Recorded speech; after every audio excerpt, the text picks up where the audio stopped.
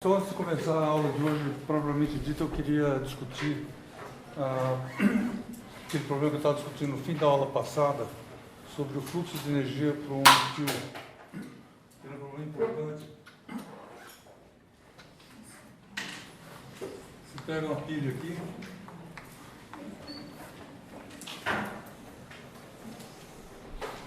conecta um fio, você tem problema de colégio, né? U igual a RI.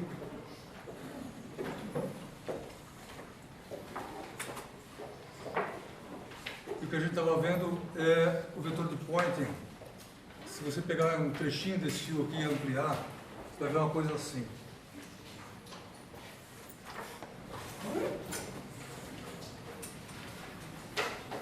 Aí, nesse problema, tem o campo da bateria, que é uma coisa assim. Ele está espalhado em todo o espaço. E ele entra dentro do fio também. Está aqui. Esse campo, quando ele age sobre as bordas desse fio, o que ele acaba fazendo, ele faz com que haja um acúmulo de cargas aqui na superfície, que é difícil a gente saber onde é que está, mas elas existem. E o resultado é que o campo resultante, a soma do campo devido a essas cargas, mais o campo da bateria, acaba dando um campo elétrico assim aqui dentro. Ele a flecha tem sempre o mesmo tamanho, ela aponta paralelamente ao fio e essa cara aqui. E aí aqui nesse pedaço de fio você vai ter um campo elétrico assim aqui dentro, uniforme. Que é relacionado à corrente pela lei de Ohm. Então, você tem o J aqui dentro, nessa região, é igual a sigma esse E aqui.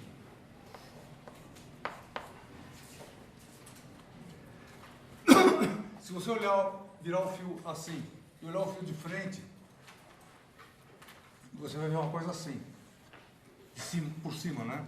Você vê um monte de flechas de campo elétrico entrando aqui no fio. Aí tem o campo magnético. O campo magnético desse fio, regra na mão direita, a linha de campo é uma linha assim. Ela vem para cá, dá a volta por trás, fecha aqui e tudo que é lugar é assim. Se você estiver mais longe, ela é assim. Sempre vindo para cá. E dentro do fio também, bem na superfície, também ela é assim. Então, se você olhar de cima, você vai ver um campo magnético assim. Aqui nesse ponto, e nesse ponto aqui também, aqui dentro ele é assim. Então, nesse problema, existe, se a gente olhar o vetor de Poynting, que é o vetor que determina o fluxo de energia desse sistema, você tem um E vetor B com essa cara aqui.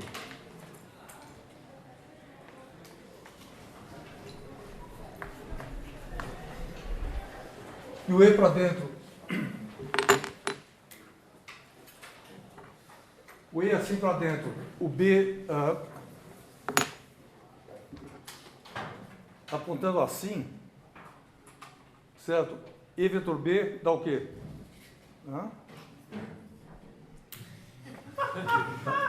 Dá assim, tudo bem? Aqui. Se você vier aqui do lado, o E vetor B daqui para dentro. Então isso significa que o vetor S tem um vetor S que aponta aqui para cá, aqui para cá. Aqui ele aponta para cá. Então eu tenho uma energia entrando no fio assim, pelo lado e caminhando para o interior dele. E a coisa que eu queria mostrar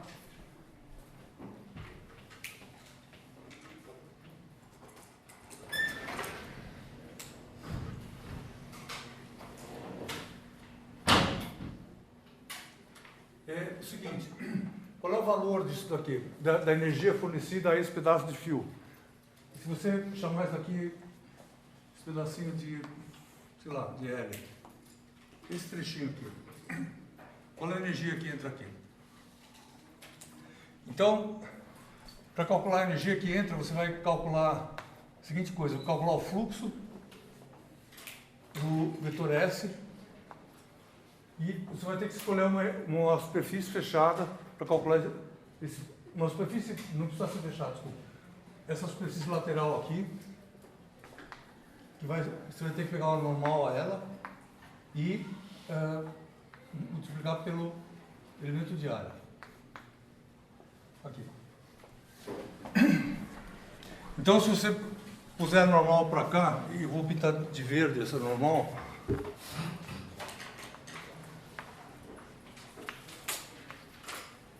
aqui é normal. A superfície é essa coisa verde que está aqui. Essa superfície não existe, ela é matemática. Só um instrumento de pensamento. A gente vai calcular o fluxo através dela. Então, pelo desenho você vê que S escalar N dá menos 1, os versores, né?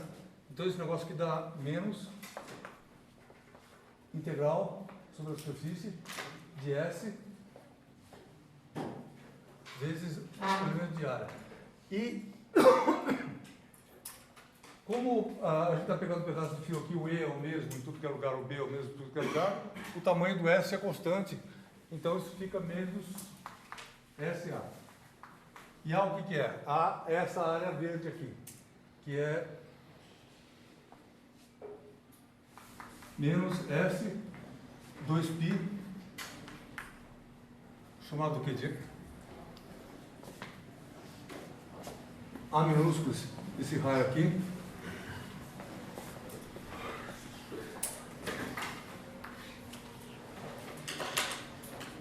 certo? Isso daqui o que é? Energia? Não, é potência. Então, corrige lá. Energia que entra por unidade de tempo. Tudo bem? Ficou assim? Porque S é o vetor que determina a potência que entra, que atravessa uma área. Energia por unidade de tempo por unidade de área. E aí pergunta, quanto que dá isso? S é em módulo EB sobre 0. E está relacionado à corrente por essa relação aqui. Então, isso dá E igual a... Se eu passar o sigma para cá, aqui vira ρ, a resistividade, e J vira I sobre π A2. E essa área aqui. Certo? Que é a densidade de corrente. B, eu relaciono a corrente pela lei de Ampère. Pela lei de Ampère. Então, integral de B, escalar DC no caminho fechado, igual I0J. I0I. Eu pego o caminho fechado paralelo à linha azul. Então, eu permito escrever que 2πAB igual a I0I.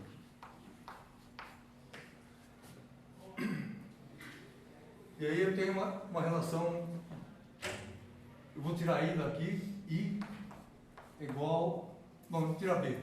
B igual de 0 I sobre 2πA. Eu pego esse resultado aqui, e esse resultado aqui, coloco aqui, isso dá o quê? Dá ρ I sobre πA2 vezes I0 I sobre 2πA.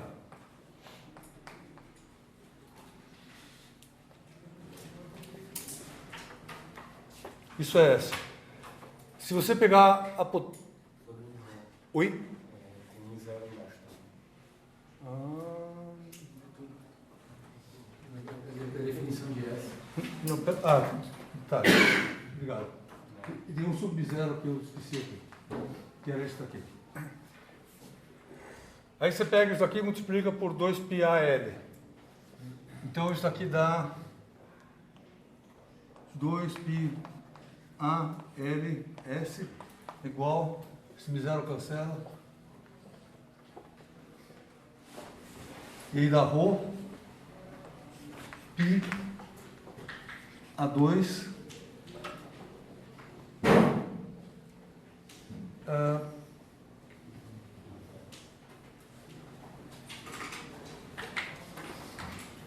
esse 2πA cancela aquele aqui, L vezes I2.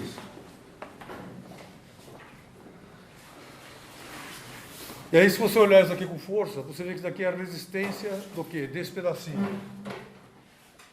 Aqui.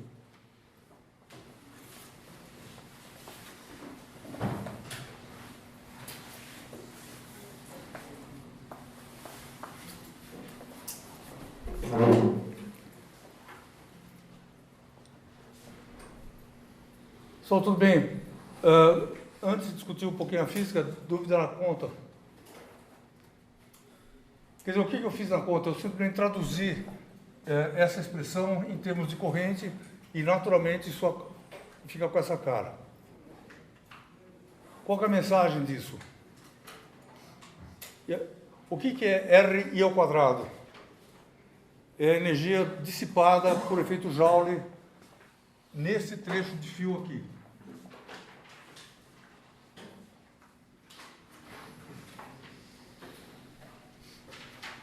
Tudo bem isso? Só o que é isso daqui?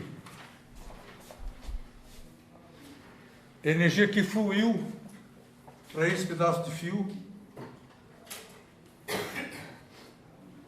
É a potência que fluiu por unidade para esse pedaço de fio. Certo? Energia por unidade de tempo. Fluiu pelo campo. Então, tudo bem isso aqui? Pergunta. Oi. Por que você pode generalizar essa interpretação do vetor de Poynting no caso da linha de transmissão, para esse caso aí, que é a direção da energia?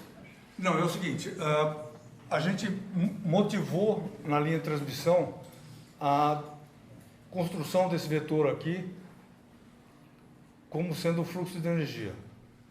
E a linha de transmissão só serviu para ser o primeiro contato que você tem com ele. Tá, agora, esse vetor é um vetor absolutamente geral, ele vale sempre em qualquer situação de campo eletromagnético. Tá? Então, ele não está preso à linha. E aí, se eu perguntar o seguinte, qual é a energia que chega no seu olho da lâmpada, você vai fazer a conta usando isso. Certo? Vai pegar o vetor de Poynting e ele que diz como é que a energia anda no espaço. Tudo bem isso? A gente vai ver daqui a pouco, mas eu posso mostrar já. Se você pegar uma onda eletromagnética, eu vou falar mais dessa onda daqui a pouco. Mas se você pegar uma onda eletromagnética plana e monocromática como essa, que eu vou dizer o que é daqui a pouquinho, esse vetor vermelho é o vetor de Poynting. Isso diz o quê? Que a energia dessa onda está fluindo assim. Certo? E aí, se você se olhar no espelho, por exemplo, e você vê o seu reflexo, o raio não existe. Certo? Que é essa coisa branca aqui, isso aqui não existe fisicamente. Raio de luz não existe, existe campo elétrico magnético boiando no espaço. Isso daqui é o suporte mecânico, eu tinha que pôr alguma coisa para esse negócio parar, tudo bem? Mas é só isso. Mas a gente, se você pensar no raio de luz, você está pensando nessa coisa aqui, que representa a direção de propagação. E aí, se você olhar no espelho, você está tirando energia assim, que é a luz que bateu no seu rosto e foi para lá. Na hora que ela bate no espelho, ela faz isso e volta para o seu olho. Tudo bem? Então, sempre, de modo geral, você vai ter um vetor, que é essa coisa aqui, a gente vai trabalhar daqui a pouquinho isso aqui. Mas esse vetor de Poynting, ele diz para onde que a energia está indo. E como é que eu descrevo o raio que vai para cima? Põe o vetor de Poynting para cima. Tá? Então, isso aqui representa o fluxo de energia em qualquer situação. Na linha era porque foi a primeira vez, só isso. Tudo bem? Só mais pergunta? Tudo bem isso aqui? Então, eu estou falando, esse resultado é um resultado legal, todo o livro discute isso aqui, que mostra o quê? Mostra que a energia que é dissipada por efeito Joule no fio, ela não andou por aqui. Se você pegar o fluxo de energia, ela não caminhou por dentro do fio. A corrente anda por dentro do fio, sim. Os elétrons se movem por aqui, sim. Só que a energia ela não percorre esse caminho. Ou seja, o fio, me diz só por favor, você não deve imaginar que isso aqui é uma bomba de energia que está bombeando energia assim, ó. Não é esse o caso. A energia está indo por aqui.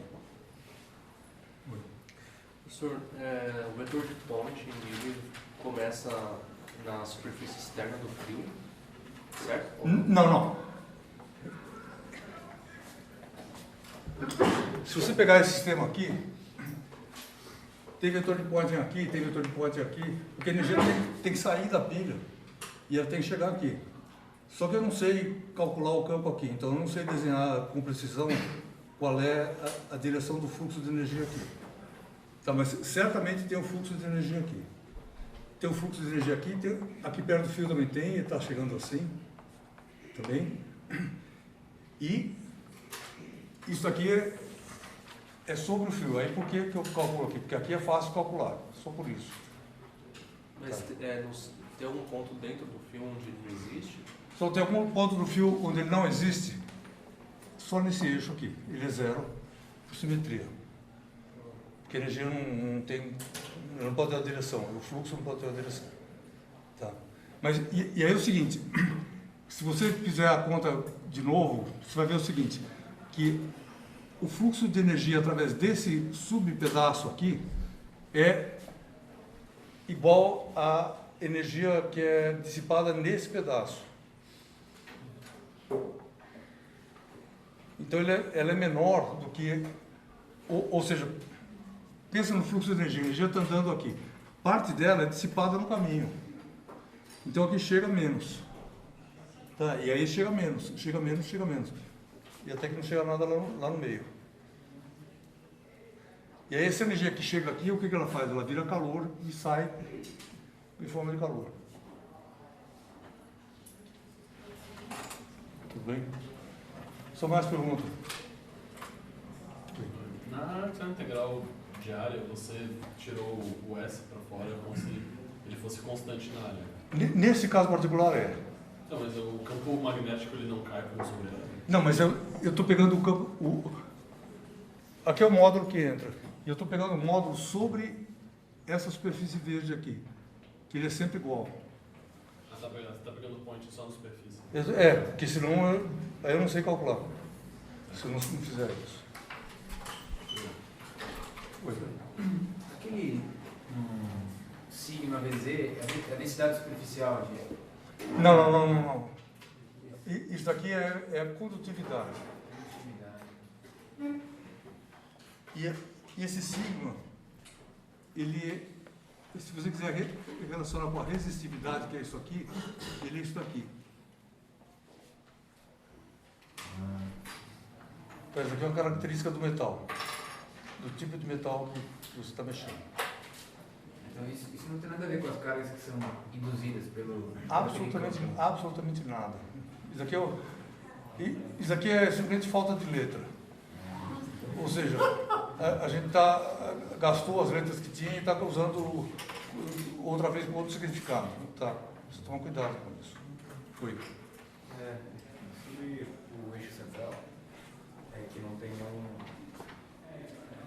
vetor negro, então ele é um lugar, no fio ideal, o fio não esquenta nesse eixo. Ele é lugar? No fio ideal, o fio não esquenta nesse eixo, porque não tem energia dissipada. Você pode pensar isso. Não chega energia lá. Então, mas uma dúvida. Ele também não tem matéria, porque ele é da espessura de um fio matemático, de um eixo matemático. Ele não tem... Mais uma dúvida também, porque como acontece de todos os vetores estarem apontando para o centro e no final não chegar nenhum no centro? É que esse vetor aqui vai ficando pequenininho. Se você fizer um gráfico assim, isso daqui agora é o tamanho do vetor de Poynting.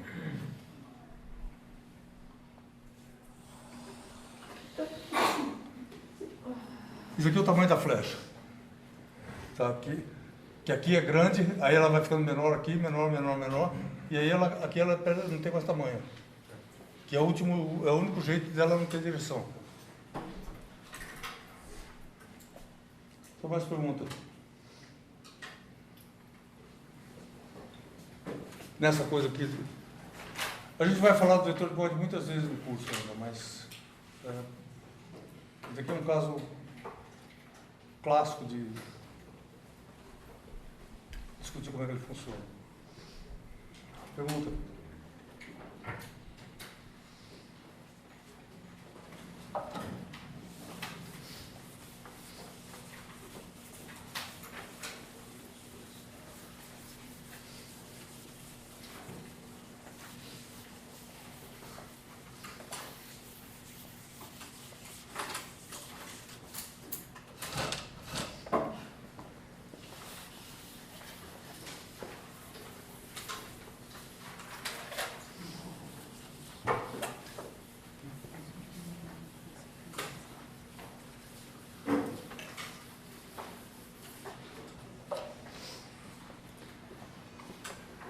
Ok, hoje a gente vai estudar ondas no vácuo,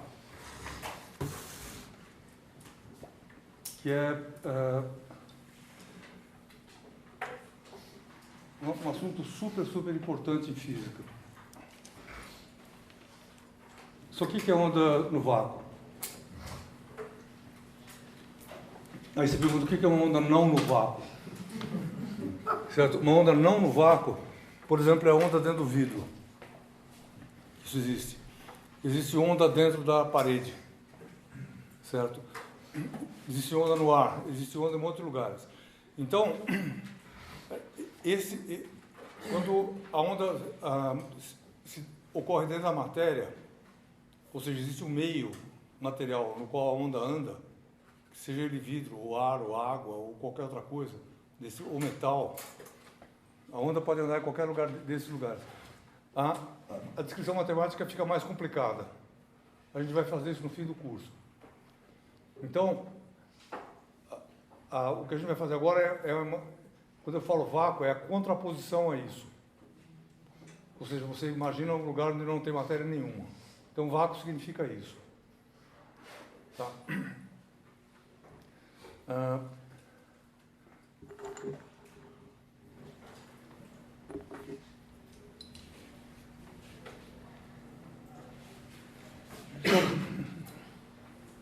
Não sabia se simplificava ou atrapalhava. Eu vou atrapalhar um pouco. Que é o seguinte, essa palavra vácuo é uma palavra que mudou de significado várias vezes durante o século passado.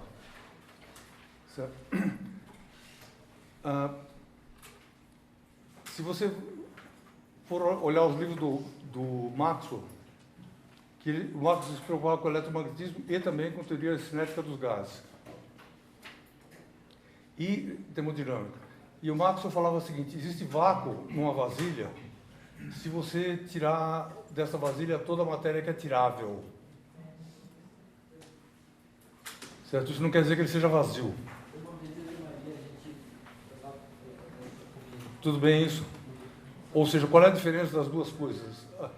A diferença é que existe a possibilidade no universo existir uma matéria que não é tirável. Que ela está lá e está sempre presente e você não consegue tirar. E ela não é esse negócio não é vazio. Tudo bem? A ideia. Então a gente distingue vácuo de vazio. E aí, durante o século XX, essa ideia se confundiu e desconfundiu. Uma época as pessoas falavam vácuo é vazio, depois falavam vácuo não é mais vazio. Hoje em dia, a gente acredita que o vácuo não seja vazio. Não no eletromagnetismo, na física mais avançada que tem hoje. E, por exemplo, o que tem no vácuo? Pode ter muitas coisas, e principalmente o que se estuda muito é a possibilidade de ter quarks e antiquarks no vácuo. Aqui, existe uma matéria entre nós aqui. Existe essa possibilidade.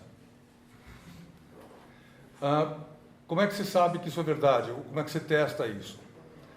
A pergunta é o seguinte: esse estado que a gente chama de vácuo da matéria é um estado da matéria, um jeito que a matéria se organiza.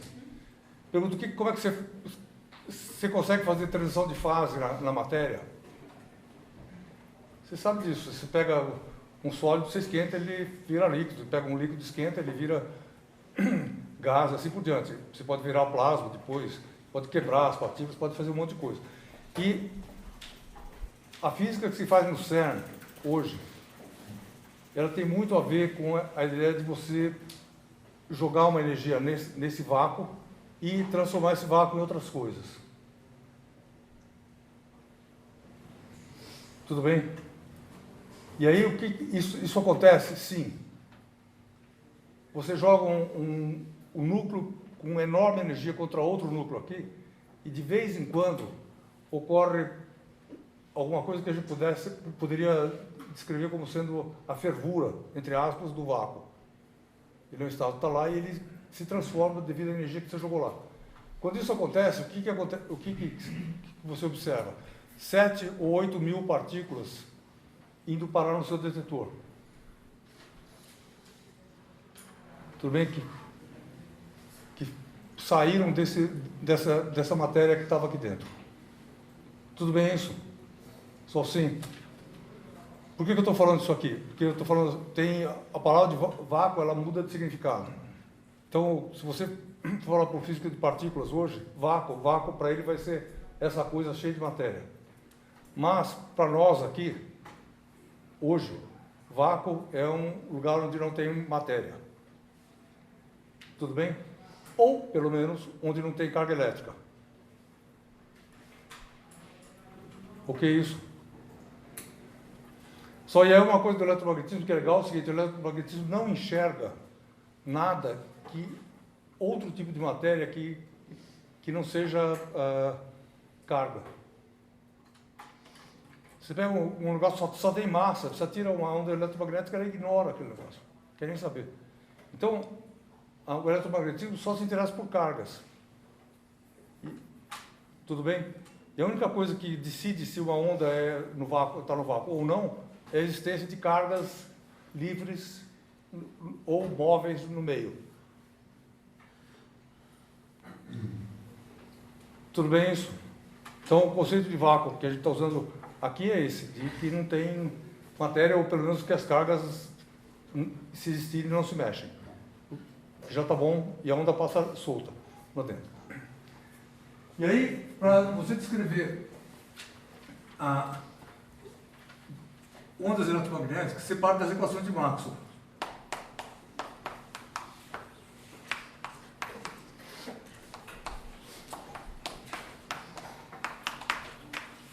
Na forma diferencial está mais fácil.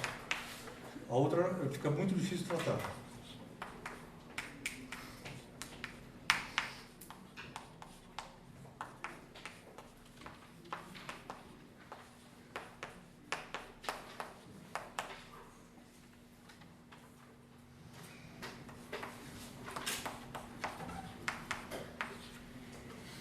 Só para deixar claro, cadê a linha de transmissão? Não tem mais linha de transmissão. Isso daqui é a coisa que estava dentro da linha de transmissão. Tudo bem isso? Ou seja, o que a gente está falando aqui, para só ligar com a linha de transmissão, a linha de transmissão tinha essas placas aqui, assim, e agora eu esqueci isso daqui e só estou olhando o que acontece lá dentro.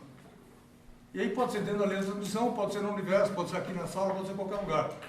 Que a linha de transmissão não interessa mais para esse problema. Interessa só o que acontece lá dentro.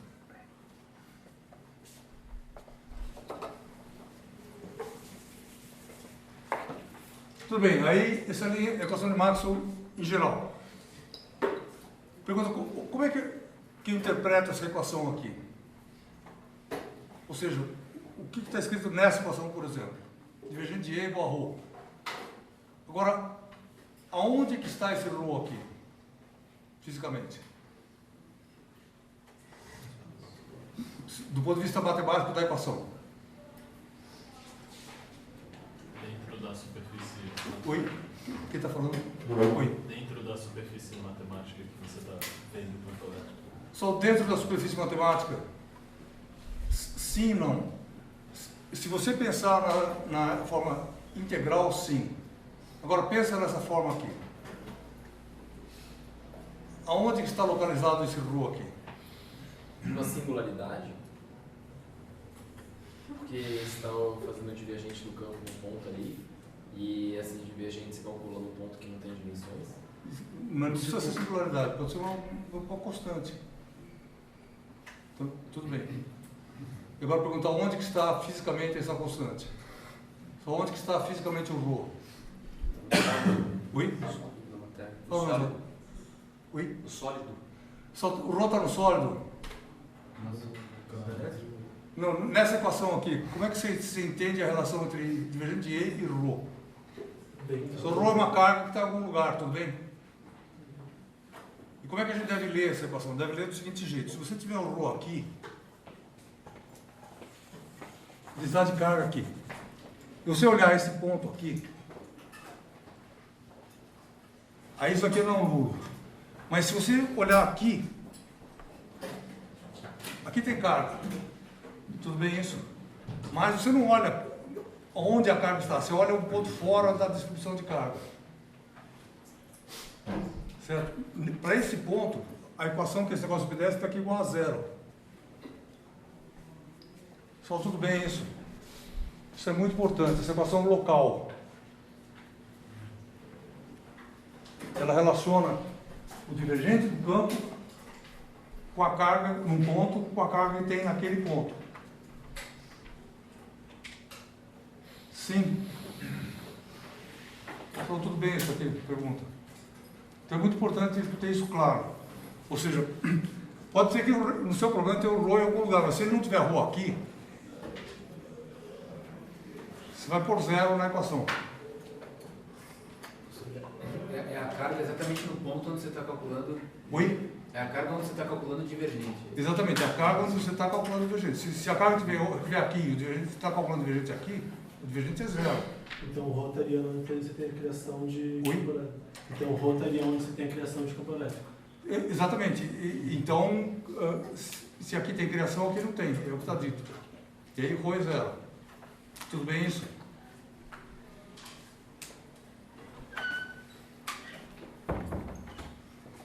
Só o que é isso? Então, se você pega e está no vácuo significa, eu vou ter 1 zilhão de cargas aqui do lado, assim. Só que eu quero me concentrar nesse buraquinho aqui, nessa regiãozinha onde não tem carga. Se eu me concentrar nisso, isso daqui é zero.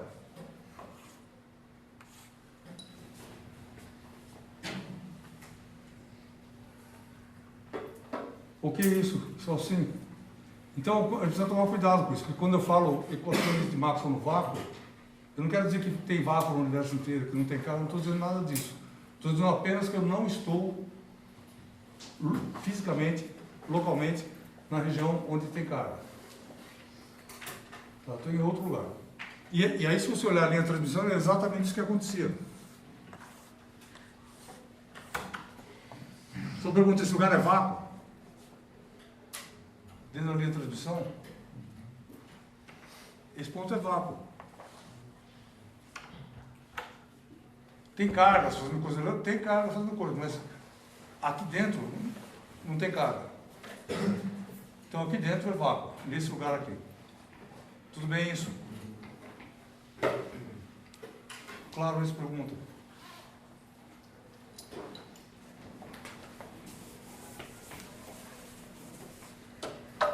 Então a gente vai considerar a equação de Maxwell sem esses dois termos aqui, porque eu vou querer ficar numa região onde não tem carga, nem corrente.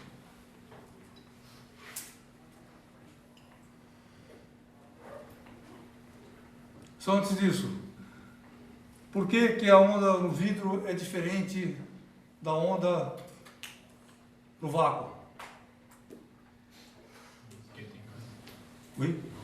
Porque tem a carga. Só porque tem carga, tudo bem? A resposta está dada.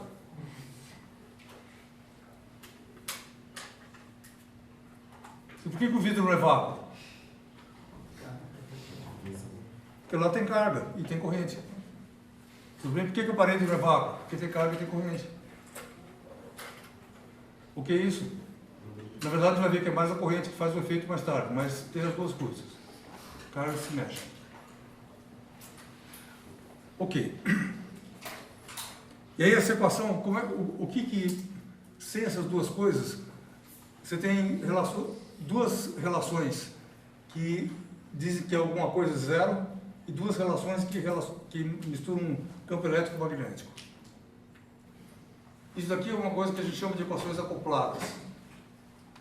Ou seja, o campo elétrico depende do magnético, o magnético depende do elétrico. E para você desacoplar as equações, você pode fazer a seguinte coisa. Por exemplo, você pode calcular o rotacional dessa equação aqui.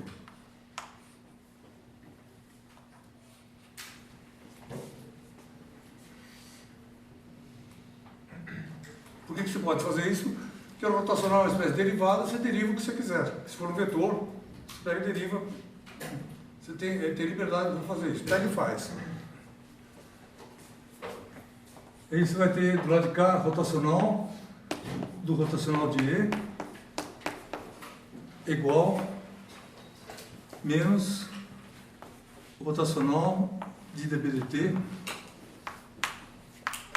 E aí a derivada temporal, isso daqui tem derivadas espaciais, essa coisa comuta, fica menos ddt de rotacional de B.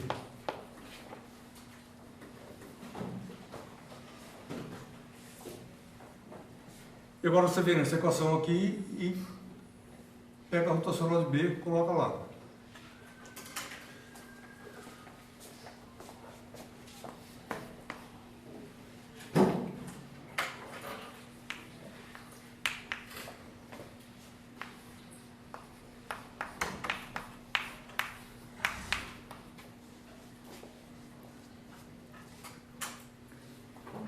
Sim, isso. E aí, você desacoplou a equação. Por quê? Porque você tem uma equação que relaciona E com E. Só. O preço que você paga matemático é ter que aumentar a quantidade de derivadas.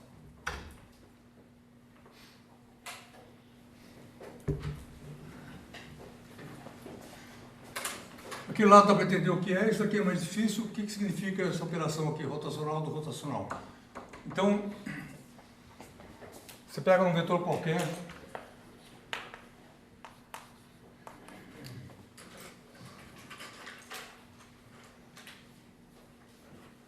não, tudo bem, calcula para ele, mas vale para qualquer vetor que eu vou escrever aqui. Esse negócio aqui é rotacional, e aí você calcula isso aqui.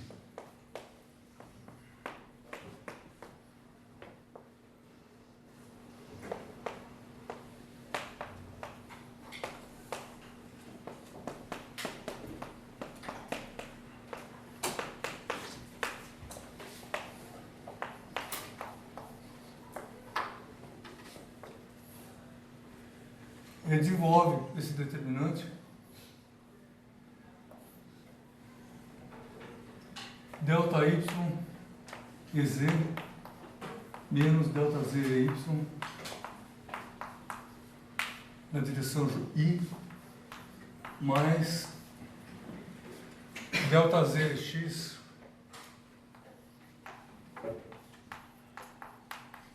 menos delta x e z na direção j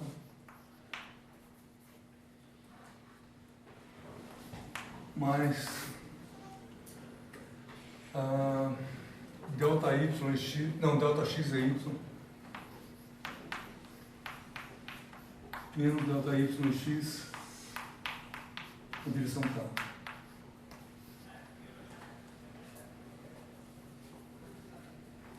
Tudo bem? Se eu não errei a álgebra, é isso. Aí, você vai calcular o rotacional disso daí.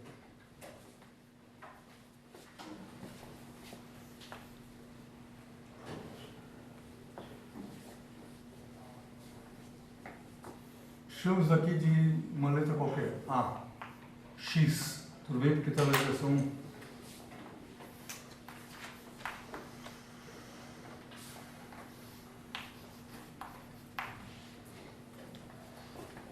E o rotacional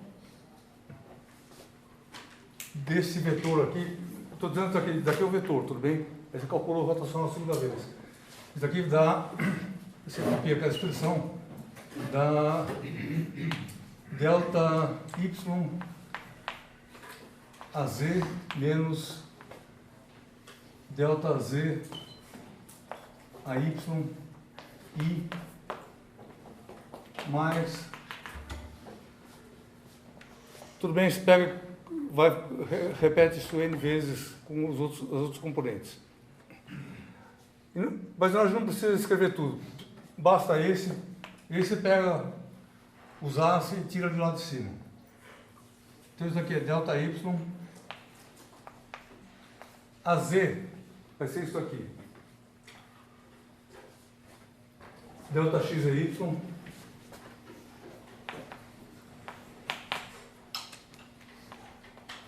Menos delta y x. Menos que agora delta z do AY do meio aqui. Delta z.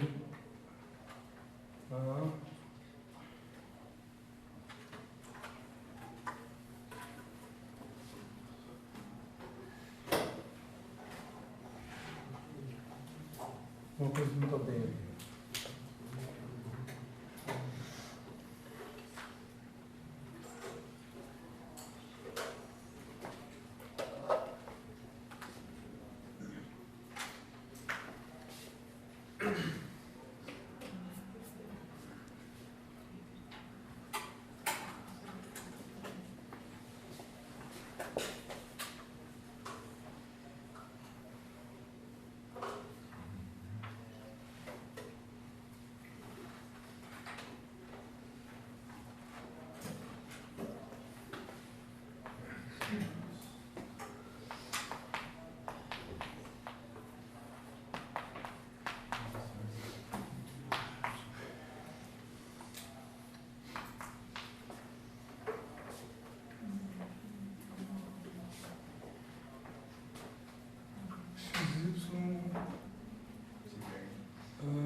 Zx está certo.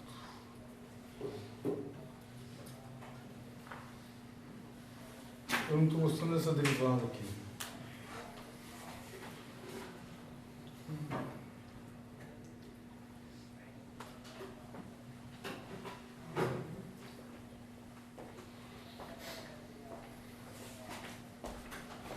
Bom, tudo bem, vamos de frente.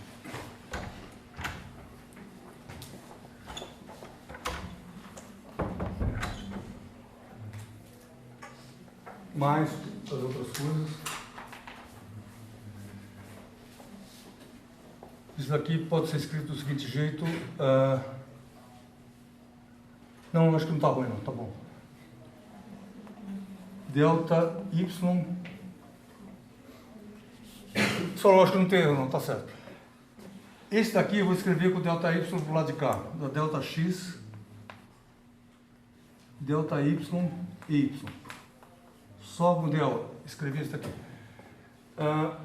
Outro que tem duas componentes diferentes é esse daqui, que eu vou escrever menos delta x, delta z e z. Mais um. Mais, obrigado. Que é esse termo aqui. E aí tem esse termo aqui, que é delta y ao quadrado. E x, que é esse termo aqui, E esse outro termo aqui, que é menos delta Z ao quadrado e x. E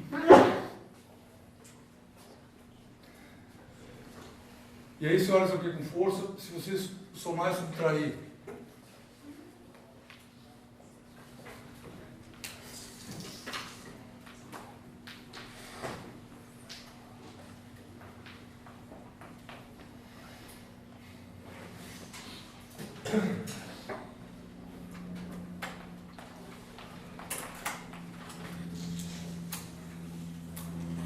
isso daqui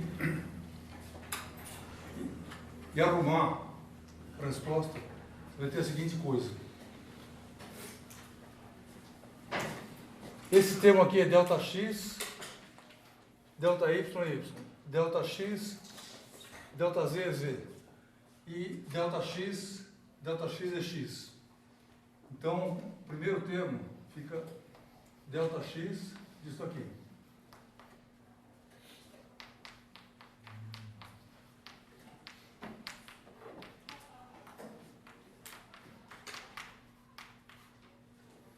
São esses termos riscados embaixo e em cima, desse jeito. O outro termo são derivadas segundas, sempre agindo de delta x.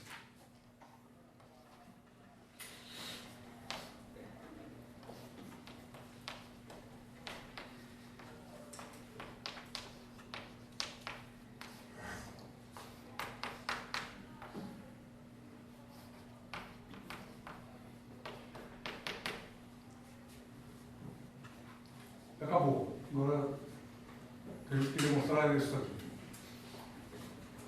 Tudo bem?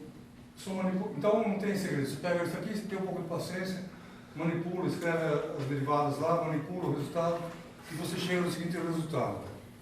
Que essa coisa aqui é igual... Como é que interpreta esse resultado? É igual o gradiente do divergente de E. Porque esse termo aqui é o divergente de E. Está na direção I. Se você fizer a direção J, você vai ter Y aqui, J aqui. Na direção Z vai ter Z aqui, K aqui. Então isso dá o gradiente, dá o gradiente do divergente.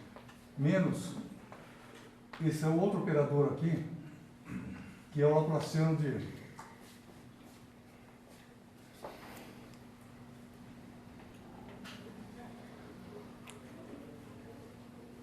Então, tudo bem isso aí? Pergunta. Sobre esse trecho dessa conta aqui. Está feito na apostila e se você fizer em casa também, você se convence que daqui é verdade. Qual que é o objetivo desse pedaço da conta? É transformar essa operação de dois produtos vetoriais numa coisa que eu entenda mais facilmente, que é isso aqui.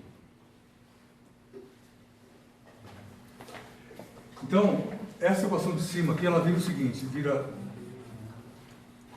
o gradiente do divergente E menos lá para 2E igual menos I0, ε0, delta 2 e delta T2.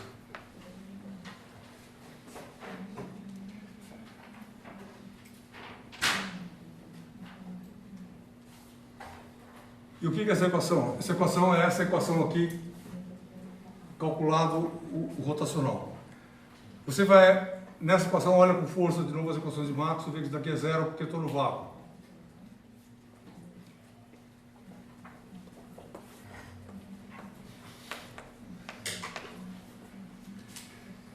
Então, dessa operação aqui, surge a seguinte equação.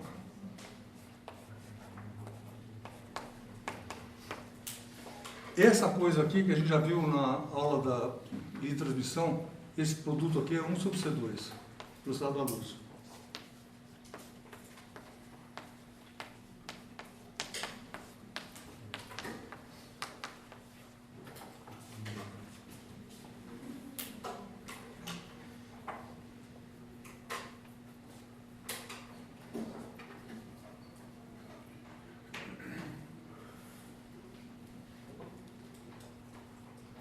Então, isso aqui é o resultado matemático que a gente queria chegar. Vamos dar uma repassada, que é o seguinte. Como é que eu cheguei nesse resultado? Antes de repassar a pergunta, o que ele significa? Só que é uma equação que tem derivada segunda na parte espacial relacionando com a derivada segunda na parte temporal. Equação de onda. Equação de onda, tudo bem isso? Então, o que a gente mostra é o seguinte, que a partir das equações de Maxwell no vácuo, eu tenho uma equação de onda para o campo elétrico. Tudo bem? Sim. Só pergunta nisso. Oi. Ali, como você... Que hipótese você tem que assumir para que eles Oi? Ali lá em cima, no começo, isso, você contou as derivadas. Derivada temporal com espacial. Que hipótese você tem que assumir para que você possa contar? Nada mais que uma derivada de variáveis independentes, eu posso derivar na ordem que eu quiser. Não tem... Pode ser maior que isso.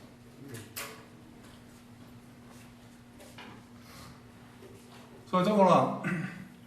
Moral da história. Eu parto da equação de Maxwell no vácuo e chego nessa equação. Só pergunta, a equação do vácuo, eu usei o fato de eu estar no vácuo para chegar aqui? Sim. Aonde?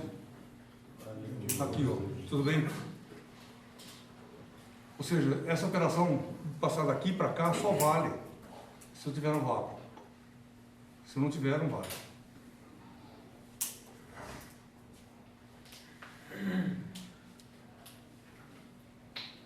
O que é isso? E aí você chega na equação de onda para o campo elétrico. Se você fizer a mesma operação aqui, você chega na equação de onda para o campo magnético, que é essa coisa aqui.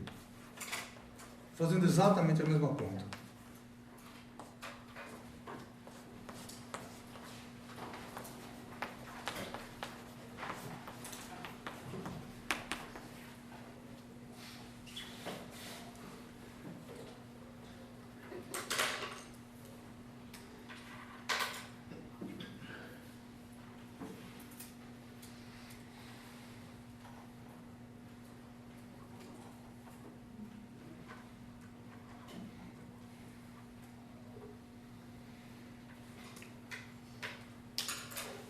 Só tudo bem? Pergunta. Essa onda aqui, quantas variáveis espaciais ela tem? 3. Pergunta, essa onda pode ser uma onda esférica?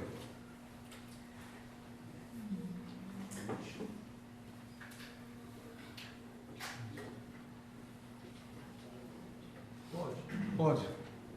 Ela pode ser cilíndrica? Sim, pode. Pode. Pode ser uma coisa que anda assim? Pode. E ela pode ser plana. Então, o fato de ter 3 variáveis aqui permite que a forma da onda tenha... Existam várias ondas de formas diferentes aqui dentro, contidas nessa equação. Nesse curso, a gente vai estudar principalmente ondas planas. Então, o que é onda plana? Onda plana é um subconjunto desse conjunto de ondas possíveis aqui. E o que caracteriza uma onda plana? Campo elétrico, por exemplo. Em geral, o campo elétrico pode depender dessas 4 variáveis. X, Y, Z e T.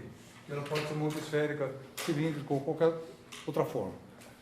E no caso da onda plana, que se propaga ao longo do eixo Y, essas duas variáveis, a onda não depende de X nem de Z. Isso é a definição do que é onda plana.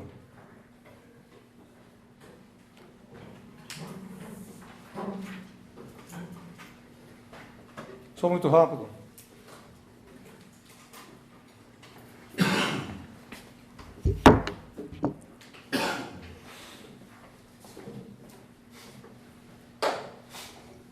Ok.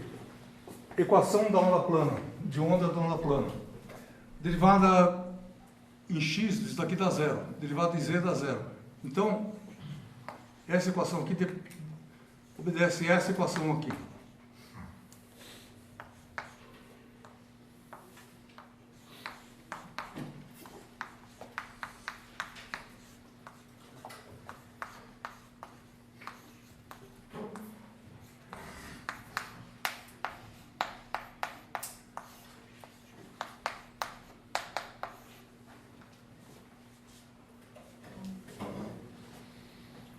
Tudo bem? E essa onda é parecida com a onda que a gente viu nas aulas anteriores. E por que isso aqui é uma onda? Por que a solução disso é uma onda?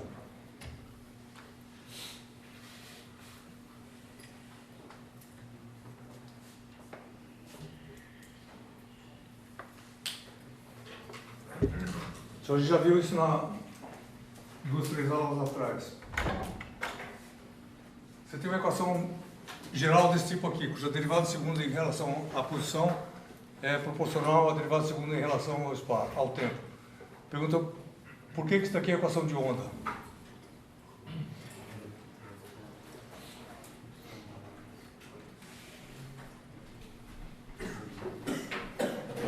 Porque a solução vai prender o x com o t naquela forma x menos constante desse t? Só sim, que a única condição para que uma função seja solução disso daqui é que o argumento da função seja y menos ct. Ele amarra o argumento. Ou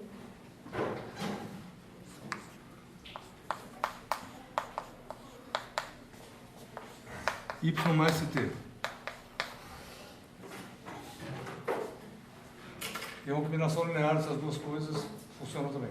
Tudo bem, isso daqui é E que vai para a direita e E que vai para a esquerda. Por isso que tem esse rótulo. O que é isso? Ou sim? Oi. Só uma dúvida.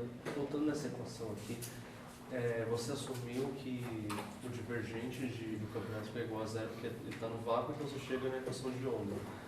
Quando a gente não assume que está no vácuo, ainda assim a gente trata o campo elétrico como se fosse uma onda, por exemplo, rotação.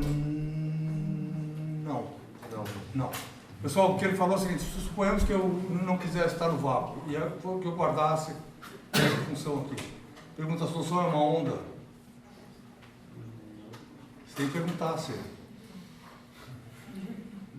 E você pergunta o quê? Você vai desenvolvendo a matemática e vê se você cai numa equação desse tipo aqui. Tudo bem isso?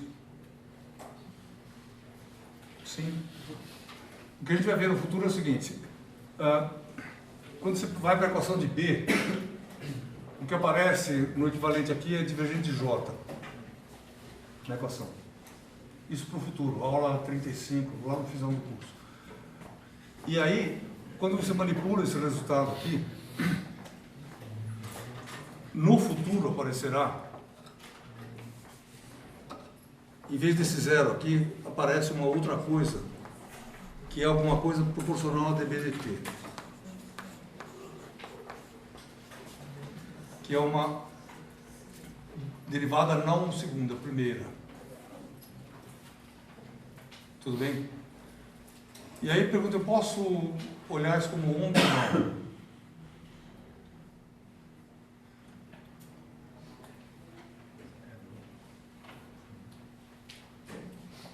Só não é onda porque onda é isso daqui, tudo bem? Mas será que isso aqui é meio primo de uma onda? E a pergunta, você já viu alguma coisa nesse curso aqui que tinha derivadas segundas e primeiras? Já viu? O que esse termo aqui significa em termos de matemática? Vê se você consegue adivinhar isso. Tem derivada segunda aqui, tudo bem? Harmonicamente uma funciona bem com a outra. Você põe a derivada primeira lá, o que isso faz? Oi? Um tipo de resistência.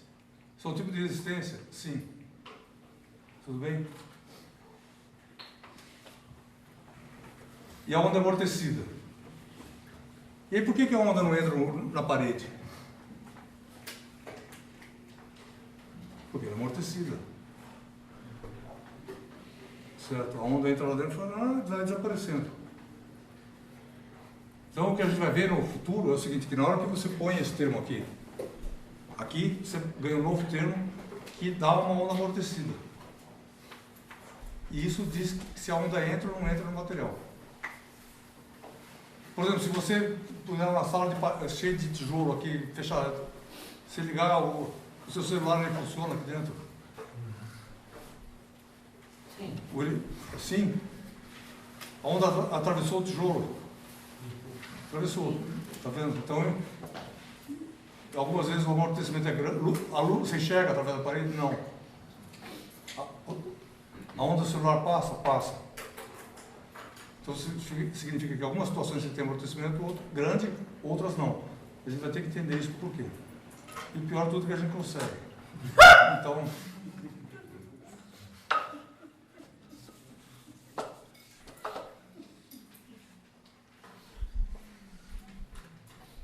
Então, já que a gente está falando disso, por que esse negócio que a gente está fazendo aqui é hiper importante? Pelo seguinte, em 1870, por aí, eletromagnetismo era eletromagnetismo e ótica era ótica. As coisas não tinham relação uma com a outra. E nem se sabia que luz era onda eletromagnética. Isso é uma coisa que as pessoas não sabiam em 1870. O primeiro cara que percebeu isso foi o Maxwell, nessa época mais ou menos. Como que o Maxwell percebeu que luz é onda eletromagnética? Qual foi a dica? Então, a dica foi essa coisa aqui. Esses dois números são números que são medidos, eles podem ser medidos em experimentos de forças entre correntes e cargas. Você mede isso aqui, você faz a conta da velocidade da luz. E aí o que sobrou para o Maxwell, na hora que ele viu isso, ele falou, ou luz é onda eletromagnética ou é uma enorme coincidência. Que tem duas ondas no mundo, uma que anda com 300 mil km por segundo. Luz e onda eletromagnética. Tudo bem? Podia ser. Mas a hipótese mais simples é que não seja. Certo? Que a luz seja uma onda eletromagnética. Tudo bem isso? Então, isso daí só foi percebido em 1870, mais ou menos. Não é tanto tempo assim, é bem recente. Qual é a natureza da luz? E ao fazer isso, o que aconteceu com a física? O eletromagnetismo começou a comer a ótica. Começou a explicar todos os fenômenos ópticos. E a gente entende por que tem índice de refração. Certo? E a gente vai entender todo esse monte de coisa. Tudo bem isso? Então, a lei de Snell não é uma lei da natureza, assim, ela é explicável hoje com o eletromagnetismo. Tudo bem? Pergunta?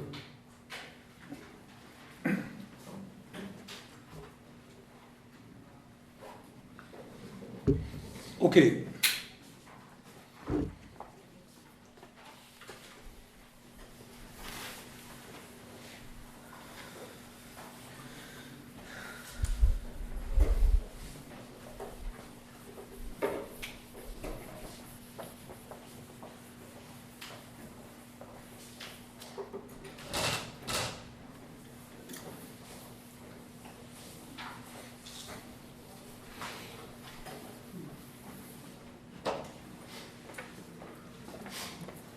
Só pega uma onda plana, vou pegar essa daqui, só porque é mais fácil. Para pegar uma, tudo bem, peguei essa.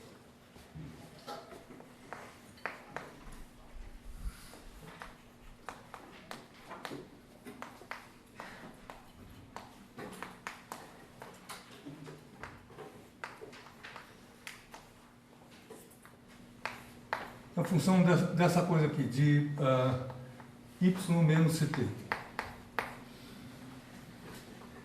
Agora pega uma onda monocromática. Qual que é a diferença de uma onda plana e de uma onda monocromática? Uma onda plana, isso daqui pode ser o logaritmo do arco tangente. Qualquer coisa, qualquer função. Certo? Onda monocromática, a gente está falando de cossenos e senos. Porque são as únicas ondas que têm frequência bem definida. E a gente não usa a palavra frequência, a gente usa cor aí, fala monocromática, mas esse é o nome histórico.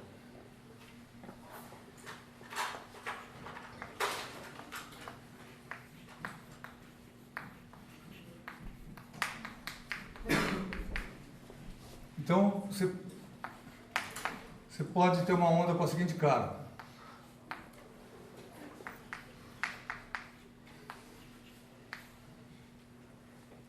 Outro jeito de escrever a mesma coisa é escrever isso aqui, KY menos ômega t, com K igual a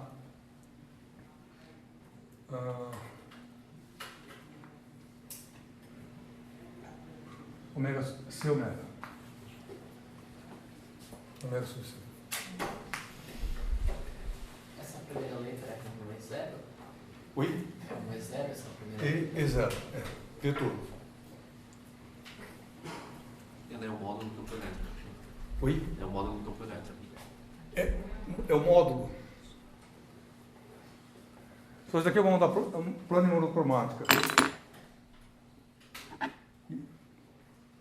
Você já deve ter percebido o campo amarelo o elétrico, sim.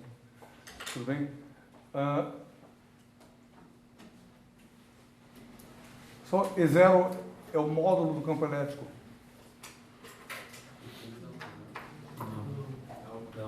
Seria amplitude.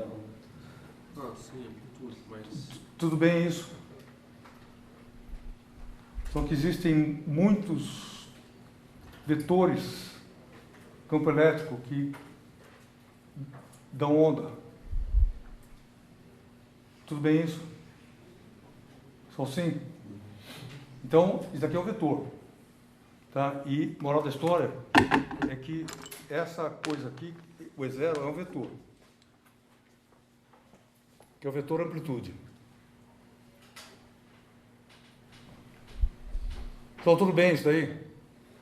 Ou seja, isso daqui é um vetor, isso daqui é um número, cosseno é um número, fosse positivo ou negativo, sempre entre menos 1 e 1, e isso daqui é um vetor. Ou seja, o caráter vetorial dessa expressão é dado por essa coisa aqui. Tudo bem? E aí, com um bom vetor, eu posso escrever isso assim. 0x i mais E0YJ mais E0ZK vezes cosseno KY menos ômega t. Só assim, todo vetor tem 3 componentes, escrevo assim. Pergunta, esse vetor aqui satisfaz a equação de onda?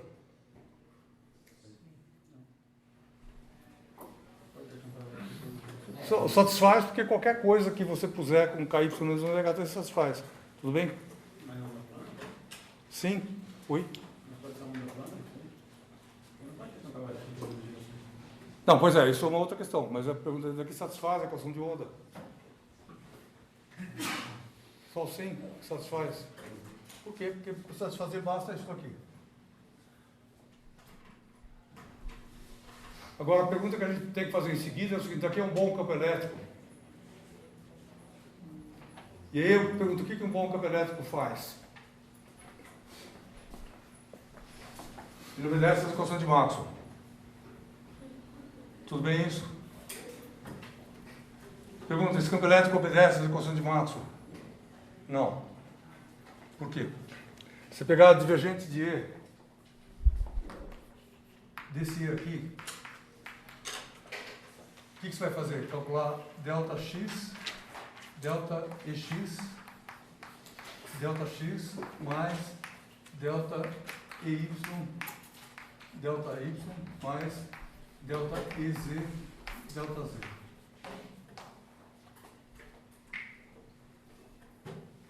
Só quanto que é isso?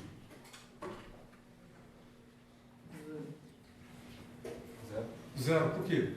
Porque isso aqui não depende de x. Tudo bem? Mesma coisa para isso aqui. Então isso aqui é zero. Isso aqui é zero. Isso aqui é zero.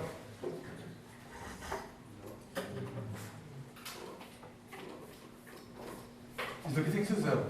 Porque estou no vácuo. Daqui é zero. Sim. Não. Ah, Tudo bem? Por quê? Porque se deriva isso daqui, a derivada age sobre essa função, dá uma coisa não ângulo. Moral da história. Isso daqui é um vetor que satisfaz a equação de onda, mas esse termo aqui não corresponde a um campo elétrico que tem divergência igual a zero. Tudo bem isso? Só sim. Esse resultado é um resultado absurdamente importante. Ele diz o quê? Diz que a amplitude do campo elétrico, só para onde que se propaga, em termos de eixos, em que eixo que se propaga essa onda aqui? A onda se propaga.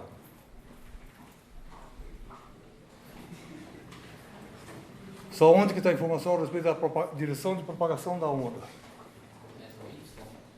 Só está aqui dentro. Tudo bem isso? Sim. Então, essa onda aqui se propaga ao longo do eixo Y. E ela não pode ter componente Y na amplitude. Porque senão esse campo elétrico não é um bom campo elétrico.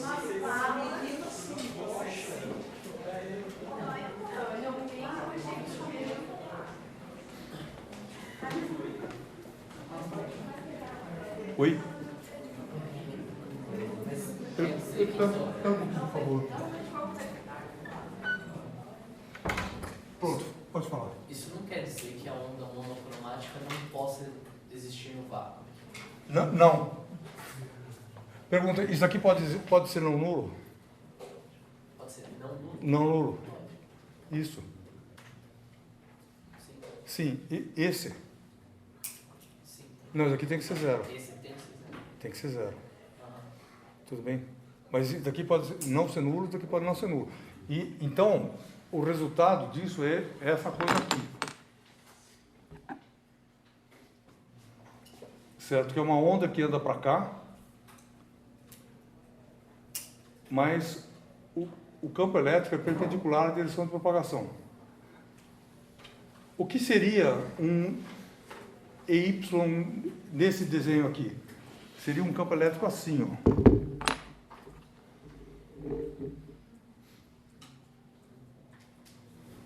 Então ele poderia existir? De acordo com a equação de onda, poderia. De acordo com a equação de Maxwell, não pode. Então ele não existe. Tudo bem? Sim. Então essa é uma característica super, super importante da onda, que o campo elétrico da onda não pode ter uma componente assim. Por outro lado, se você olhar a onda de frente, assim, ela pode ter qualquer componente perpendicular à direção do movimento. Sim, ela pode. Isso aqui é uma boa onda. Isso aqui também é uma boa onda. Ok? Nessa linguagem da gente aqui, só para. Isso aqui é o eixo Y, eixo X, eixo Z.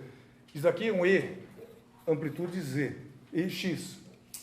Ou seja, uma onda nessa situação aqui corresponde isso aqui igual a zero, não porque não pode ter. Pode, mas eu não quero. Tudo bem? E eu quis que ela só tivesse componente X. Se eu quiser que ela apenas tenha componente Z, eu também posso fazer isso. Que é isso aqui. Só tem componente Z. Quiser uma combinação linear dos dois, como está escrito aí, posso. Porque tem um pouco de X e um pouco de Z. Tudo bem isso? Isso pode. Que não pode ter campo assim.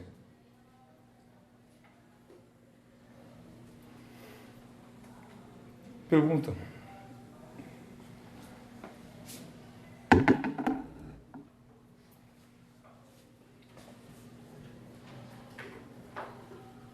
Então, moral da história.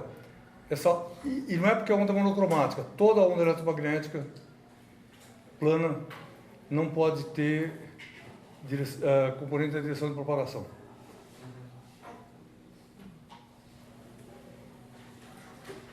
E qualquer onda eletromagnética em geral também. Então isso é super geral. Mas a gente está vendo isso só aqui. Professor, existe alguma... A gente está vendo que não pode ter um componente nessa direção, mas existe um caráter mais fundamental, alguma coisa que iria contra, não só um caráter vetorial, mas um caráter com energia, não sei, alguma coisa assim, ou não? Tem alguma coisa com caráter mais fundamental? Tem. O que é? Está escrito lá. Lei de Gauss. Ou seja, se isso aqui não for zero,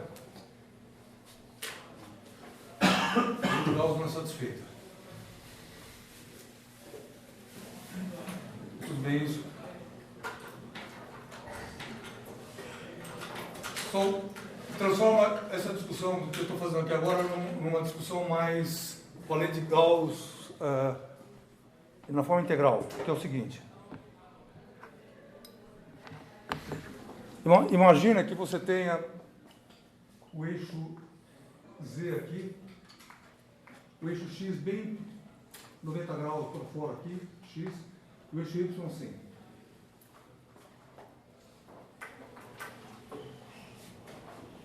Antes disso, só em que sentido que pega esse desenho para o campo elétrico aqui, eu vou discutir o campo magnético daqui a pouco, mas para o campo elétrico, pergunto, em que sentido que essa onda é plana? Ela é monocromática? Tem uma frequência, tudo bem, é monocromática. Em que sentido que ela é plana? Então, ser plana significa essa coisa aqui, ó. Portanto, para entender o que a ideia de plano significa, você tem que pensar o seguinte: você pega essa onda aqui, pergunta, essa configuração, ela vale aqui?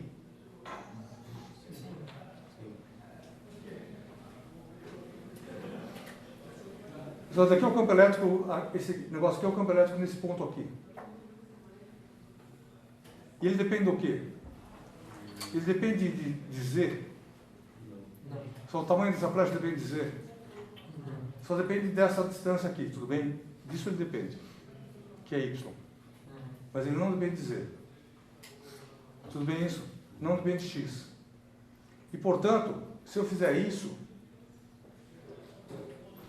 ou isso,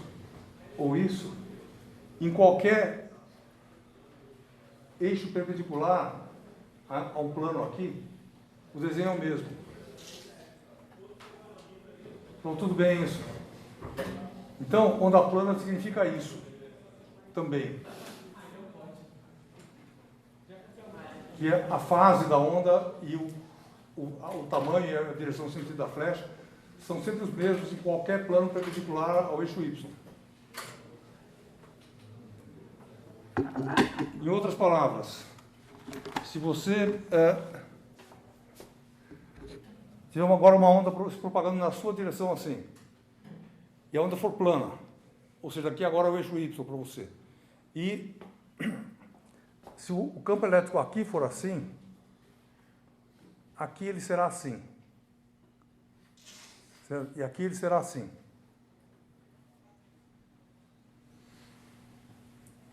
Tudo bem isso? Ou seja, se você pegar um plano, você vai desenhar sempre a mesma flecha em todos os pontos do plano. O negócio não é, parece óbvio, mas ele não é óbvio. Vê se você entendeu isso aí. Oi. Só para ter certeza, então, se eu estivesse no vácuo, olhando uma onda no eixo Y, o campo elétrico ia ser igual em todo o universo? Sim. Certo. Tudo bem. Significa que isso aqui é uma aproximação matemática limitada.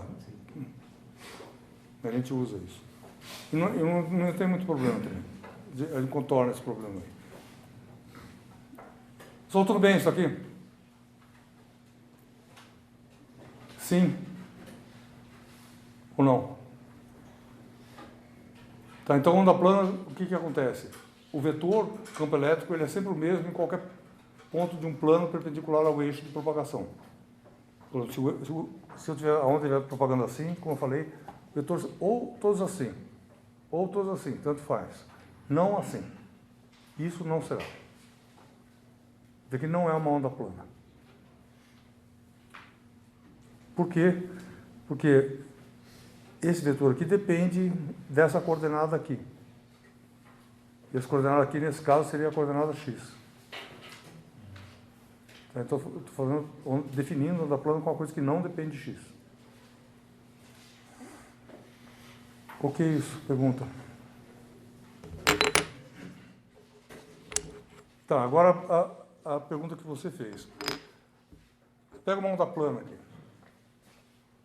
E aí pega um plano perpendicular ao eixo y. E o que tem que acontecer? Na onda de verdade, o campo elétrico tem que ser o mesmo em qualquer ponto aqui. Por exemplo, ele tem que ser assim.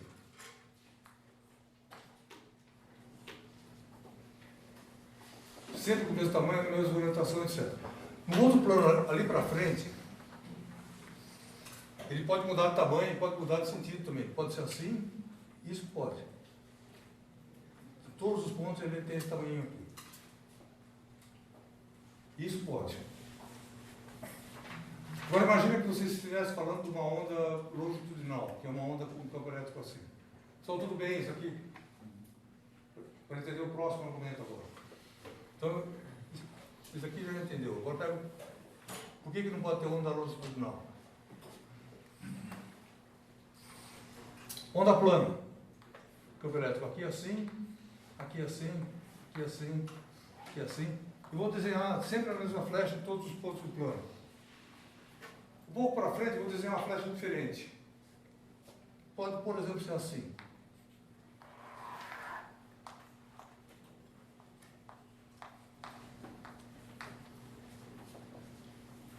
Ele pergunta: isso pode existir do ponto de vista físico? Não. Pega a lei de Gauss e aplica a lei de Gauss aqui. Pega a superfície matemática, que é laranja fechada aqui.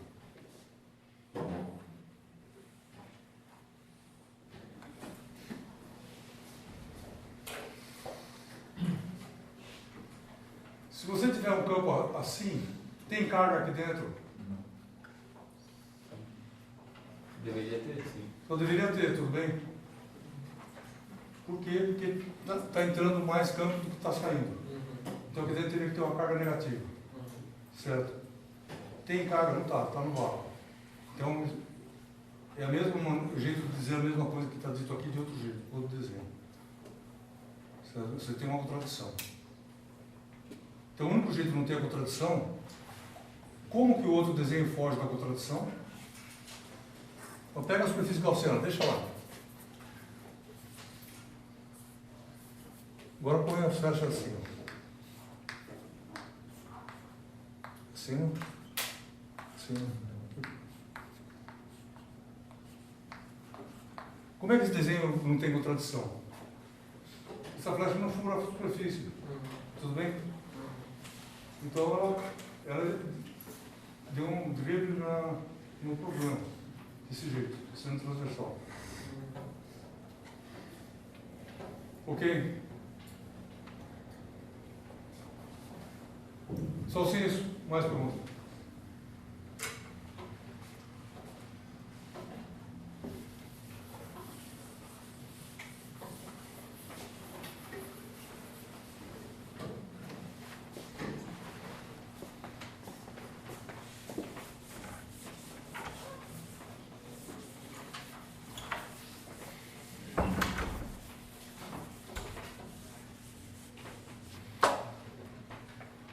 Então, moral da história é o seguinte, que aquele condição de transversalidade é super importante.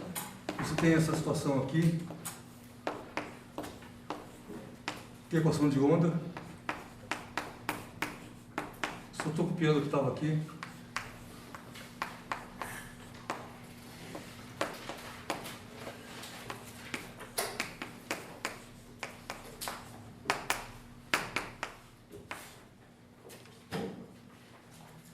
E uma onda plana e monocromática que satisfaz esse conjunto de equações aqui e essa coisa aqui tem que ter a seguinte cara.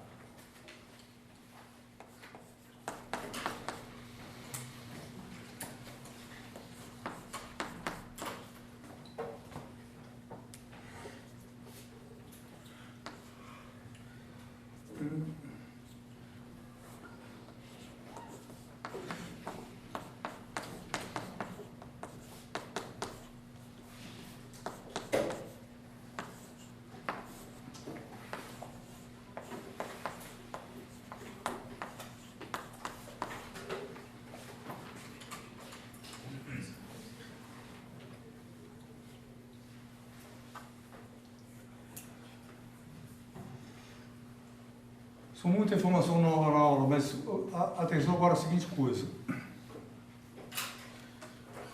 Por que isso aqui é uma onda? Por causa disso daqui. Tudo bem? Que direção que a onda anda? Y. Tudo bem? E aí pergunto, o que anda? Isso é uma regra geral de onda. Certo? Isso aqui é uma frase que diz o seguinte. Esse pedaço aqui diz que anda.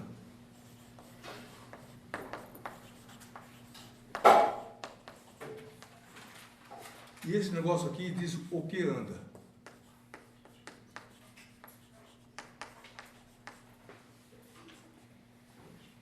Tudo bem isso? E o que é uma onda de pressão? Você troca esse negócio aqui, põe pressão, fala pressão anda. Tudo bem? O que é uma onda na água? Onda na água anda. E por que todos eles chamam onda? Porque eles têm esse pedaço em comum aqui. Algo do tipo. Tudo bem isso? Então, essa frase matemática, e no caso da onda eletromagnética, o que anda? É uma flecha perpendicular ao movimento.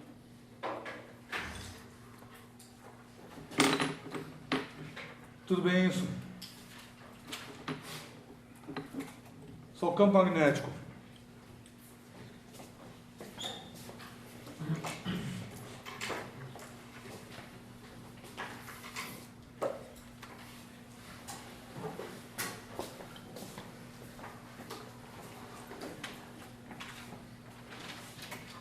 A gente pode obter o campo magnético a partir dessa expressão da lei de equação de Maxwell aqui.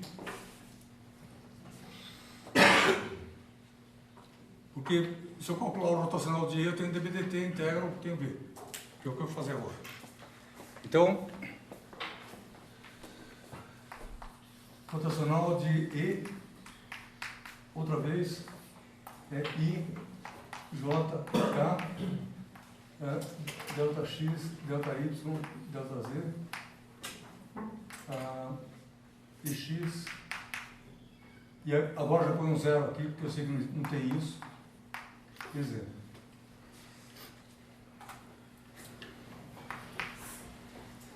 Isso dá delta Y e Z na direção I, mais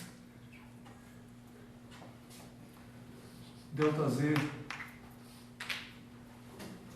e X menos delta X e Z na direção J e menos delta Y e X na direção K.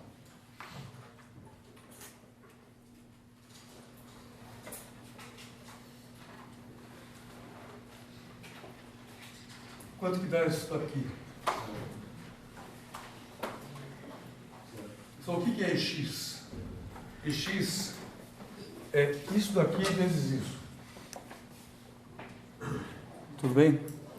E aí, isso daí dá zero. Esse negócio aqui também dá zero. Então, isso daqui dá delta X e Z. Certo? O que é delta X e Z? EZ é isso daqui vezes isso.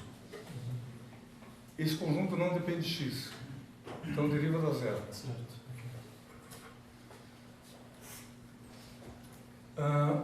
Isso daqui dá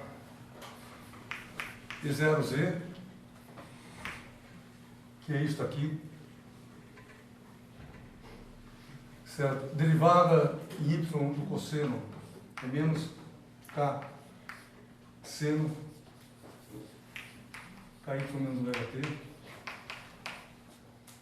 Isso aqui na direção I. Menos delta Y e X tem essa amplitude aqui.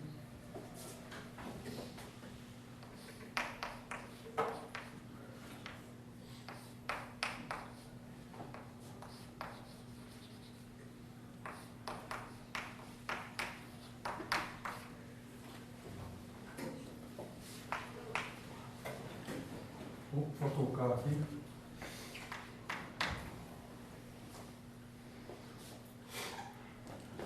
Então, a única coisa um pouquinho diferente é a amplitude, que tem o seguinte, tem esse K aqui, que é esse daqui, e esse. Tem uma amplitude que é 0Z I menos E0x K. Seno de ômega t.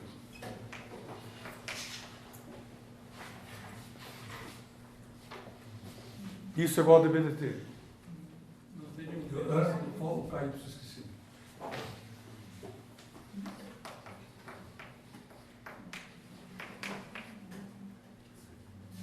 Mas não tem nenhum menos do menos K. Oi? O menos do menos K. Tem o menos K, simplificado.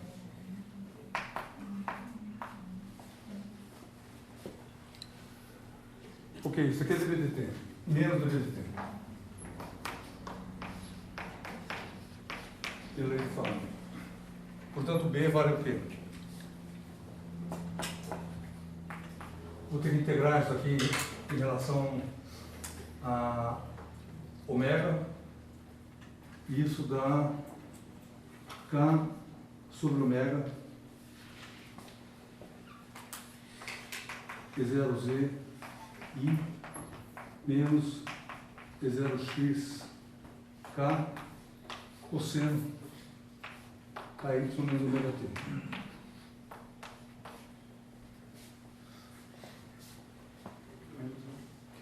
E o menos da integral do seno é compensado pelo menos o ômega que está lá dentro. Oi? Aí você deriva isso em relação ao ômega e vê que bate. Em relação a t, desculpa. Última coisa que falta é olhar um pouquinho essa amplitude aqui. O que isso aqui significa? Eu tenho o componente E na direção Z, multiplicando o vetor I agora. E o X na direção K. Isso tem K no produto vetorial.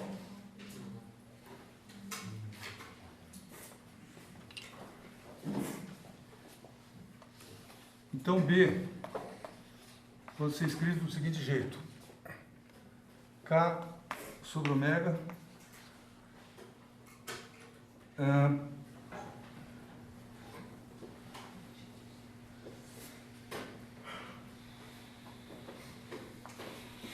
J vetor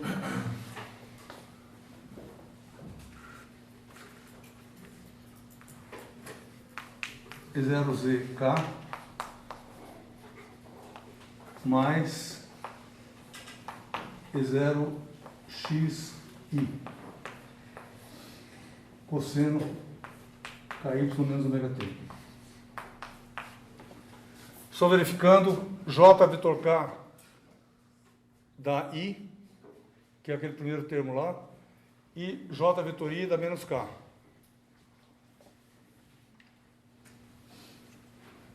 Então, isso me permite escrever o campo elétrico em função do campo magnético, em função do campo elétrico desse jeito aqui.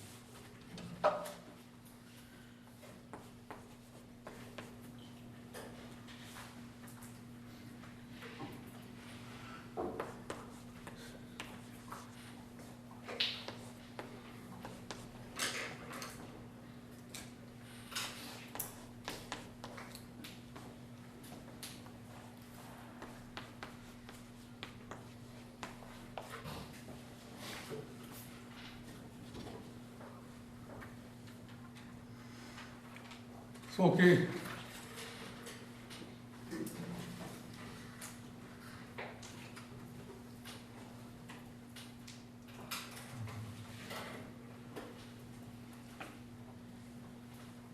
K sobre ômega é C. É 1 sobre C, desculpa.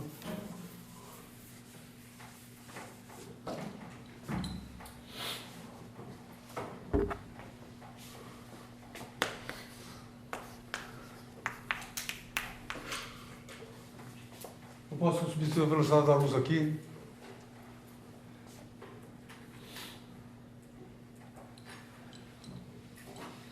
E aí, para tornar isso de uma forma mais útil ainda, é o seguinte: eu vejo que J é a direção de propagação da onda. Tudo bem isso? Então, vê se você concorda. Eu posso escrever B como sendo C vetor E0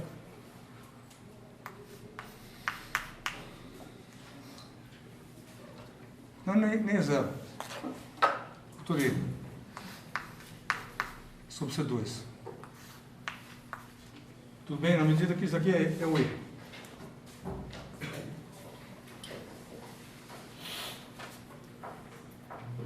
Só tudo bem isso? Tem que o resultado super geral. Você pode expressar isso em termos da velocidade da luz. Tudo bem isso? Então, essas são as características da onda plana. E aí você pode olhar a onda plana em toda a glória aqui, que é o seguinte: o que a onda plana tem de característico? Primeiro, isso aqui é a velocidade da luz, essa coisa branca aqui, tudo bem? É a direção para onde a luz anda. Vai ter um campo elétrico aqui. Tem um campo magnético para cá. Pergunta, para onde que a energia anda? Está marcado aqui, mas tudo bem, anda para lá. Anda junto com a onda. Como é que você calcula a direção da energia? Vetor de Poynting. Termos de produto vetorial, E vetor B. Tudo bem isso? Dá a direção de propagação da onda. O que é isso? Se você souber a direção de propagação do campo elétrico, quanto é que dá B? C vetor E. Tudo bem que dá o B. O que é isso? Então, esse negócio está todo amarrado. E isso é super legal, porque basta você conhecer esse pedaço aqui, os outros saem automáticos. A direção de B sai automática, a direção de C sai automática. Só fazer o produto vetorial. Você não precisa escrever esse trambolho toda vez. Então, a única coisa que precisa calcular é isso daqui, em geral. O resto você faz as operações e você completa a descrição da onda desse jeito. Tudo bem isso? Só essa maquete é legal? Mais ou menos. Sendo o seguinte.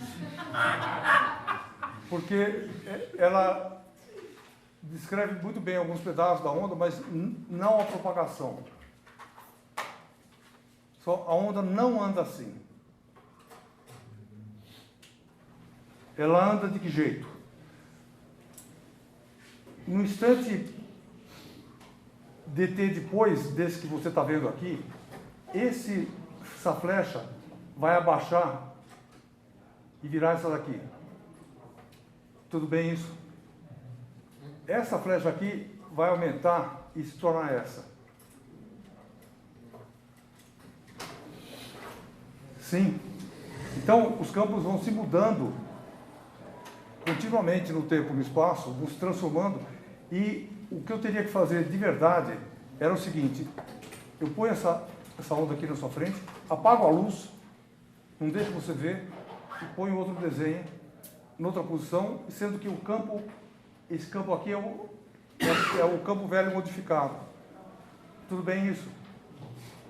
Sim. Então esses campos vão oscilando em cada ponto aqui. Se você ficar parado num ponto só, você vai ver o MHS aqui. Ou seja, a maquete daqui é o limite da maquete. Certo? A onda não anda assim. Ela anda se transformando continuamente. Mas depois de um certo tempo ela é isso aqui. Só que a passagem não é que esse negócio é arrastado assim. Isso não acontece. Oi.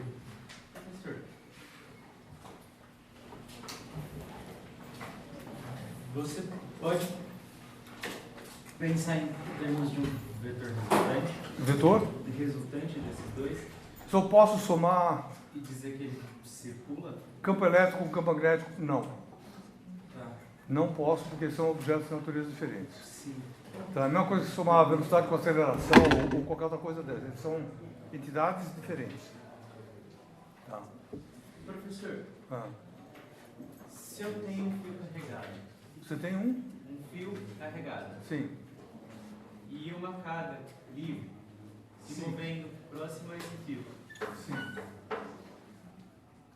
no diferencial do fio parado, vamos imaginar algo limitado às cargas estáticas dele. Fio parado, a carga se movendo. Sim. Então a interação das cargas do fio com aquela carga será de natureza elétrica, eletrostática. Será o campo eletrostático. O das cargas. fio está parado. Sim, o fio está parado. Não, a carga também vai criar um campo magnético que pode ter algum efeito. Eu precisaria estudar direito. Mas majoritariamente seria o Aí talvez majoritariamente sim. Agora muda o referencial para carga. Então o fio está se movendo e tem uma corrente não negligenciável. Isso A é gente tá aula 24. Mas aqui, então, mudando o referencial. Não, eu estou falando isso é aula 24. Você não entende isso ser relatividade. Tá. Relatividade é fantástica porque ela explica esse problema, mas sem relatividade você não entende. E por que relatividade? Por que o seu problema exige relatividade? Porque você falou em dois referenciais. Certo? E eu não consigo fazer afirmações em eletromagnetismo sem ter uma teoria de mudar de referencial. Entendi. Tá? A minha pergunta foi no sentido, eu já entendi que eu vou precisar da relatividade, mas a minha pergunta foi no sentido de que mudando o referencial eu mudaria a natureza da força que atua. Porque o senhor disse que são de naturezas diferentes, o campo elétrico. Sim e não. Sim e não. O que significa sim, não? Significa que depende. Que é o seguinte, isso é um problema clássico de relatividade. O Einstein pensou nesse problema. Pega um ímã aqui e uma espira. Assim. Se mexe o ímã, tem corrente aquela espira? Sim. Tem. Se mexe a espira, tem corrente na espira, com o ímã parado? Tem. Sim. Qual é a explicação disso? Você vai pegar olhar para a força de Lorentz e, de novo, isso é relatividade. No referencial você explica através desse pedaço, no outro você explica através desse pedaço. Então significa que no referencial isso aqui é o efeito magnético, você vê o efeito magnético, no outro você vê o efeito elétrico. Tá? E isso a relatividade vai explicar isso para ele. E por isso que não são os dois ao mesmo tempo. Mas isso não poderia acontecer. Não, né? não acontece, pode, deve acontecer. Felizmente a relatividade garante que isso, a natureza é assim. Eu não entendi, mas tenho esperança de entender um dia. Não, aula 24, aí se você não entender a gente conversa. Ok. Tudo bem? Não falta muito. Tudo bem? Pessoal, só uma coisa aí, que é o seguinte, a prova será feita no Abrão. Se vocês puderem chegar lá por volta de 20 para 7 por aí você se instala, etc, e tem mais tempo para fazer a prova. Então eu devo estar lá essa hora. E é isso.